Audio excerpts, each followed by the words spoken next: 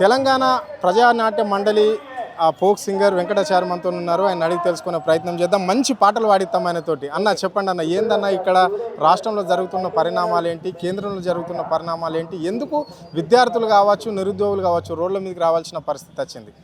దానిపైన ఒక్క చిన్న వాక్యం చెప్పి ఒక పాట పాడండి. ఓకే, విషయం అందరికీ నమస్తే.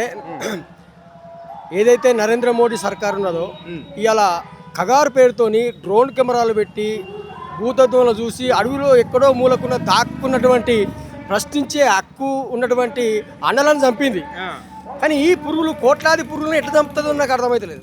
ఎందుకంటే ఇలా కోట్లు మనం చూస్తూ ఉన్నాం. కాక్రోచ్ పార్టీ అంటారు. కాక్రోచ్ అంటే కొంతమందికి అర్థమైంది, చదువుకున్న అందరికి చదువుకున్న జల్ల పురుగులు అంటారు మన తెలంగాణ పదం.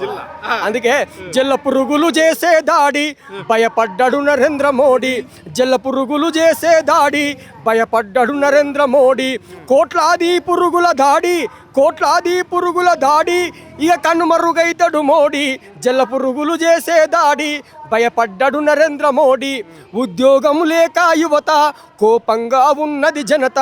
అర సనాతన ధర్మం అరే తెలిసిపాయ నీ మర్మం. అరే నీపై చేసెను సమరం, అరే నీపై చేసెను సమరం, నీ కుర్చీ గూలును ఖాయం. జల్ల పురుగులు చేసే దాడి భయపడ్డాడు నరేంద్ర మోడీ.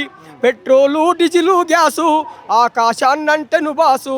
అరే అమ్మబోతే అడివాయే, అరే కొనబోతే కొరివాయే. మా జీతం జానెడు పెరిగే, మా జీతం జానెడు పెరిగే, ధరలేమో భార్యడు పెరిగే. జల్ల పురుగులు చేసే దాడి భయపడ్డాడు నరేంద్ర మోడీ. అరే మతం మత్తు ఎక్కించి, అరే మమ్ముల నిండా ముంచి, మా మధ్యలో చిచ్చు పెట్టి రాజేస్తున్నావు నువ్వు బట్టి.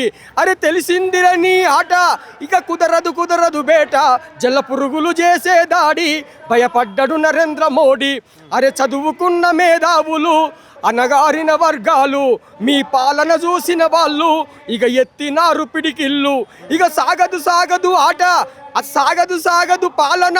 అవినీతికి ఖచ్చితంగా గోరి కట్టే అవకాశం ఖచ్చితంగా ఉన్నది. ఎందుకంటే చదువుకున్న వాళ్ళు ఏదో జలపురులు అన్న ఒక మాట అన్న కానీ వాళ్ళు ఇలా జనం అంతా పరిస్థితి 500కు 1000కి జనాన్ని అలవాటు చేసిరు కదా.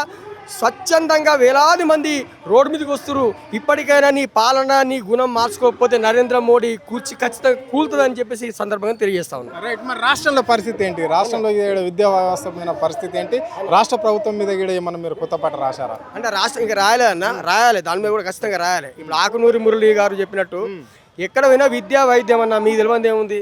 విద్యా వైద్యం దోపిడీ ఎంతకాలం ఉంటుందో మన ప్రజాస్వామ్యాలు అట్లే ఉంటాయి. నాకు తెలిసి రానున్న కాలంలో కాంగ్రెస్ పార్టీ కనుక ఈ విద్యా వ్యవస్థ మీద తగు నిర్ణయం తీసుకోకపోతే దాని మీద కూడా వాడతాం. కంపా ఇది పరికి కంప, ఈ కాంగ్రెస్ కంప కలగూర కంప, కంప ఇది పరికి కంప అని పాడినోళ్ళం ఇది వరకు. చంద్రబాబు నాయుడు కూడా పాడినోళ్ళమే. పరిస్థితి అంటే రానున్న కాలంలో ఎందుకంటే బలిసినోడు తెగ బలిసిపోతుండు, బంగ్లా మీద బంగ్లా కడుతుండు. బలిసినోడు తెగ బలిసే బంగ్లా మీద బంగ్లా కట్టే, బలహీన వర్గాల వారి బ్రతుకు భారమాయరో. ఓ వయసు పోరగా, ఓ వయసు పోరగో, ఓ వయసు పోరగా, మన దేశం మనపై ఆధారపడి ఉందిరో. ఓ వయసు పోరగా, సెక్స్ క్రైమ్ సాహిత్యం సర్వవ్యాప్తి నొంది, బూర్జువాల సంస్కృతి బుసలు కొడుతుందిరో. ఓ వయసు పోరగా, ఓ వయసు పోరగో, ఓ వయసు పోరగా, మన దేశం మనపై ఆధారపడి ఉందిరో. ఓ వయసు పోరగా. లంచం ఇవ్వాల చాలా చదువుకున్న వాళ్ళు పెద్ద పెద్ద మేధావులు కుర్చీలు కూర్చొని గవర్నమెంట్ ఉద్యోగం తెచ్చుకొని లంచం తీసుకుంటారు. లంచాలే బోరన్నా రాజ్యాన్ని ఏలే చూడన్నా, అరే లంచాలే బోరన్నా రాజ్యాన్ని ఏలే చూడన్నా.